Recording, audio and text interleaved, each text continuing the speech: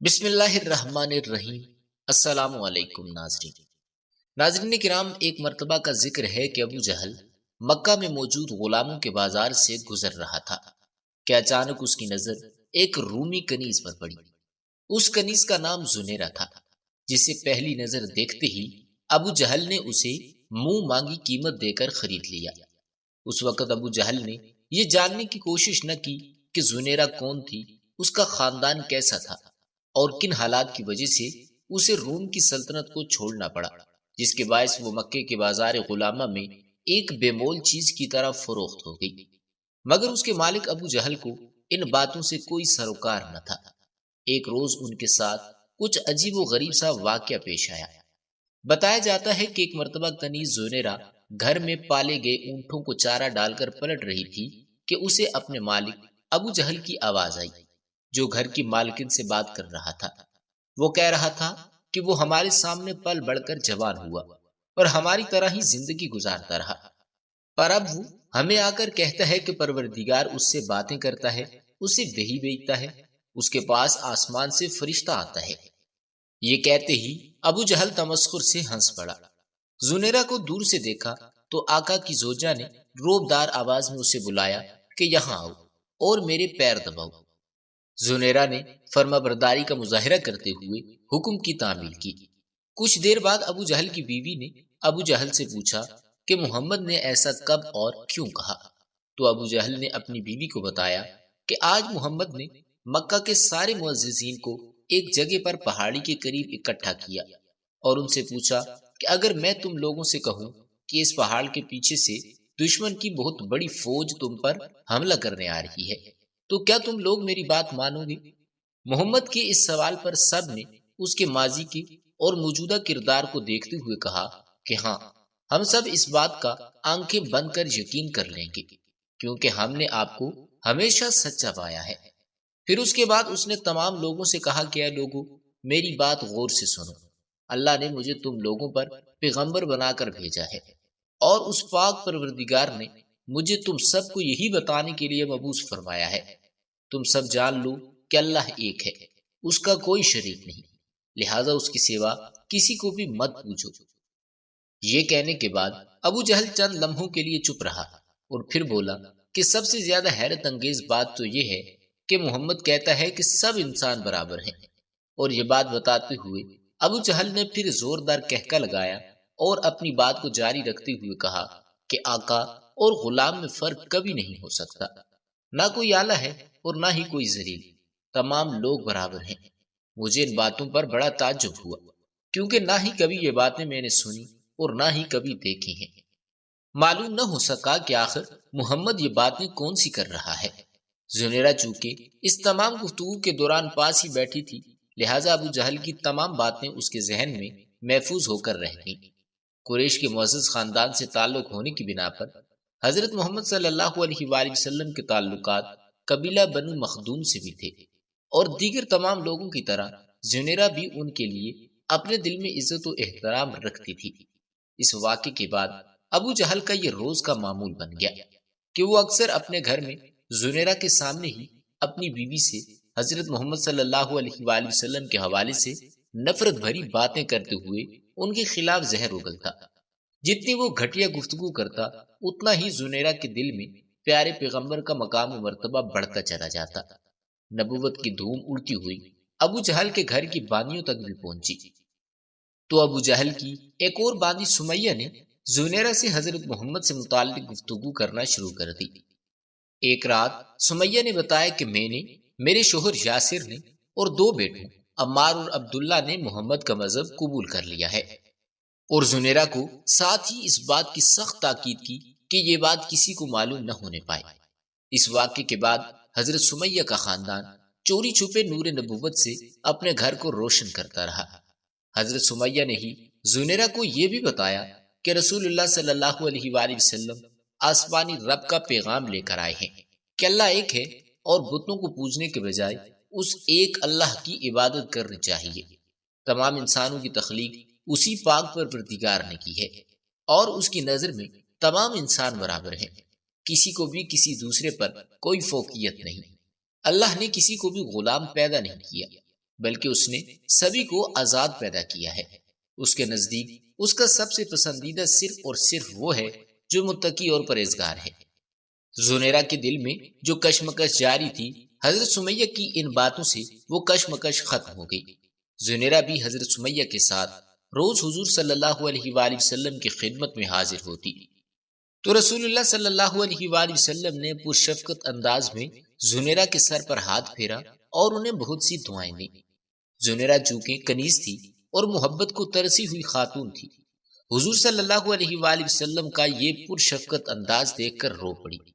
زنیرہ کے وہم و گمان میں بھی یہ بات نہ تھی کہ کوئی شخص اس طرح بھی غلاموں کے ساتھ حسن سلوک سے پیش آ سکتا ہے۔ دل میں تو زنیرہ نے اس بات کا اقرار کر لیا تھا کہ بے شک رسول اللہ صلی اللہ علیہ وآلہ وسلم ہی اس واحد خدا کے پیغمبر ہیں، مگر زبان سے اقرار باقی تھا۔ جب زبان سے اقرار ہو گیا تو حضور اکرم صلی اللہ علیہ وآلہ وسلم نے انہیں رب کے قرب کو حاصل کرنے کی چند مخصوص طریقے سکھائے اور ساتھ ہی انہیں سخت ہدایات بھی فرمائیں کہ اپنے اسلام قبول کرنے کا کسی کو بھی نہ بتانا۔ زنیرہ نے حت المقدور اس بات کو چھپانے کی کوشش کی، لیکن چونکہ عشق چھپائے نہیں چھپتا، لہٰذا کچھ حرکات و سکنات اور اڑتی اڑتی خبروں سے ابو جہل کو یہ معلوم ہو ہی گیا کہ اس کی کنیز زنیرہ مسلمان ہو گئی ہے اور وہ دنیاوی حدود سے بہت دور عشق حقیقی پر قدم رکھ چکی ہے۔ تو عمر بن حشام، جسے ابو جہل محض اس لیے کہا جاتا تھا کیونکہ یہ سمجھدار اور سوجھ بوجھ رکھنے کے باوجود جہالت پر ڈٹا رہا تھا، نے زنیرہ پر ظلم و ستم اور تشدد کے پہاڑ توڑنے شروع کر دیے۔ ابو جہل زنیرہ پر اس قدر ظلم و ستم کرتا کہ وہ نڈال ہو کر بے ہوش ہو جاتی۔ ابو جہل زنیرہ کو اس طریقے سے مارتا کہ اس کا جسم چھلنی ہو جاتا، مگر پھر بھی وہ نہ تھکتا۔ تمام ظلم و ستم کے باوجود زنیرہ نے اف تک نہ کی اور تمام مظالم خندہ پیشانی سے سہے۔ زنیرہ کی استقامت کو توڑنے کے لیے ابو جہل اس پر ہر روز نئے نئے طریقوں سے ظلم کرتا، کبھی کبھی کتنے ہی روز تک اسے کھانے کو ایک لقمہ نہ دیتا اور اس کے سونے پر بھی پابندی لگا دیتا۔ نیند سے نڈھال ہونے پر اگر اسے اونگ بھی آتی تو مار مار کر اس کی کھال تک نوچ لینے کی کوشش کرتا۔ سارا دن محنت اور مشقت کے ساتھ مار اور ظلم کو سہتے سہتے زنیرہ کا سارا جسم زخموں سے چور چور ہو گیا۔ جسم پر موجود زخم اب اس قدر خراب ہو گئے کہ ان سے خون اور پیپ رسنے لگتا، مگر وہ جسم کی پرواہ کیے بغیر روح کے جس سفر پر گامزن تھی، وہاں اسے ان تمام تر اذیتوں سے کوئی فرق نہ پڑتا تھا، اس لیے کہ محض اس کے رب کی رضا ہی اس کے لیے کافی تھی۔ حضور اکرم صلی اللہ علیہ وآلہ وسلم کو جب حضرت زنیرہ پر ہونے والے مظالم کی خبر ملی تو آپ بڑے پریشان اور غم زدہ ہو گئے۔ ایک مرتبہ حضور اکرم صلی اللہ علیہ وآلہ وسلم کے حکم پر حضرت ابو بکر صدیق جہالت کے اس باپ ابو جہل کے گھر گئے اور ان سے زنیرہ کو خریدنے کی بات کی۔ ابو بکر صدیق کا مقصد یہ تھا کہ وہ ابو جہل کے مظالم سے زنیرہ کو آزاد کروا سکیں، اس لیے حضرت ابو بکر صدیق نے ابو جہل سے کہا کہ منہ مانگی قیمت کے عوض زنیرہ کو مجھے فروخت کر دو، مگر حضور اکرم صلی اللہ علیہ وآلہ وسلم کے لیے اپنے دل میں بہت سا بغض پالے بیٹھا یہ شخص کسی صورت راضی نہ ہوا اور نہایت ہی حقیر لہجے میں انکار کر دیا۔ ابو جہل کے مظالم اس قدر شدت اختیار کرتے گئے کہ حضرت زنیرہ کی ان مظالم کے باعث آنکھوں کی روشنی جاتی رہی۔ جب آنکھیں بے نور ہو گئیں تو ابو جہل یہ ماجرا دیکھ کر ان سے طنزیہ لہجے میں بولا کہ دیکھ، تیری ضد نے تجھے اندھا کر دیا، اب بھی چاہو تو محمد کے دین کو چھوڑ دو۔ کہ ابو جہل کے یہ جملے حضرت زنیرہ کے کلیجے کو چیر گئے، مگر پھر بھی انہوں نے خاموشی کا دامن ہاتھ سے نہ چھوڑا۔ پورے مکہ میں یہ بات اس قدر مشہور ہونے لگی کہ تمام کفار مسلمانوں کو یہ کہتے ہوئے ان پر جملے کستے کہ دیکھو ہمارے خدا لات و عزا نے تم سب کو اور زنیرہ کو کس قدر ذلیل و رسوا کر دیا ہے۔ ایک روز کفار کے گروہ نے حضرت زنیرہ کے سامنے بھی یہی بات کہی تو حضرت زنیرہ کا صبر ٹوٹ گیا۔ انہوں نے تڑپ کر جواب دیا کہ خدا کی قسم تمہارے بت لات و عزا تو محض لکڑی اور پتھر کی مورتیاں ہیں، انہیں اس بات کا بالکل بھی علم نہیں کہ کون انہیں پوج رہا ہے اور کون انہیں نہیں پوجتا۔ اگر میری بینائی ختم ہو گئی ہے تو یہ صرف میرے اللہ کا ایک امتحان ہے، جب بھی وہ چاہے گا مجھ سے میری بینائی چھین لے گا اور جب وہ چاہے گا تو مجھے یہ بینائی واپس کر دے گا۔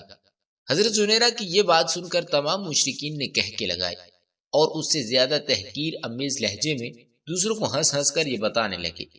کفار کا یہ قصہ دوسرے لوگوں کو جب بتاتے تو پوری کوشش کرتے کہ مسلمانوں کے جذبات مجروح ہوتے رہیں۔ کئی روز تک حضرت زنیرہ کی بینائی کے چلے جانے کا تذکرہ اور حضرت زنیرہ کا مشرکین کو جواب پورے مکہ میں گونجتا رہا۔ جب تحقیر کی حد ختم ہوئی تو ایک روز حضرت زنیرہ جب سو کر اگلی صبح کو بیدار ہوئی تو خدا نے ان کو ان کی آنکھوں کا نور اور بینائی واپس کر دی، اور اس بار آپ کی بینائی پہلے سے کہیں زیادہ اچھی تھی۔ جب کفار نے دیکھا کہ حضرت زنیرہ کی بینائی واپس آ گئی ہے تو یہ خبر مکہ میں جنگل کی آگ کی طرح پھیلی۔ مکہ کے کفار حد درجہ حیران و پریشان ہوئے کہ کل تک جس بات کو مزے میں لے کر حضرت زنیرہ کا تمسخر اڑایا جاتا تھا، اس بات کو اللہ رب العزت نے سرے سے ہی ختم کر دیا تھا۔ مشرکین اور کفار کو تو جیسے حضرت زنیرہ کی بینائی کے واپس لوٹ آنے سے سانپ سونگ گیا تھا۔ بالخصوص ابو جہل تو شرم اور خفت کے مارے کئی روز تک اپنے گھر سے باہر ہی نہ نکلا۔ جس دن حضرت زنیرہ کی بینائی واپس آئی اسی روز حضرت ابو بکر صدیق رضی اللہ تعالیٰ عنہ دوبارہ ابو جہل کے پاس گئے اور اس سے کہا کہ اگر ابھی تم زنیرہ کو مجھے فروخت کر دو تو میں تمہیں اس کی دگنی دام قیمت دوں گا، جس سے تم زنیرہ سے زیادہ طاقتور اور محنتی کنیز خرید سکو گے۔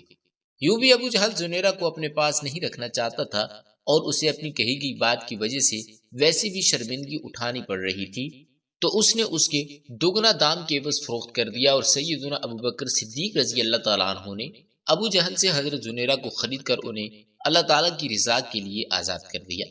اللہ تعالیٰ سے دعا ہے کہ اللہ تعالیٰ ہمیں بھی حضرت زنیرہ کی طرح اسلام پر ثابت قدم رہنے کی ہمت اور توفیق عطا فرمائے، آمین بجاہ النبی الامین صلی اللہ علیہ وآلہ وسلم۔